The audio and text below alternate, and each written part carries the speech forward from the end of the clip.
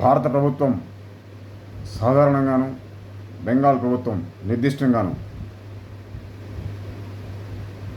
దేశవ్యాప్తంగా వినిపిస్తున్న, ప్రపంచవ్యాప్తంగా వినిపిస్తున్న అభయ అనే పదానికి మూల్యం చెల్లించాల్సి ఉంది. ఎలాంటి గుర్తింపు లేకుండా, ఇంటి పేరు లేకుండా, గుర్తింపు ఏమీ లేకుండా, చరిత్ర లేకుండా, వివరాలు లేకుండా ఉన్న ఆ పేరు, ఆ పదం అభయ ప్రధాన స్రవంతి ప్రజల హృదయాల్లో సానుకూల స్పందనలు కలుగజేస్తోంది.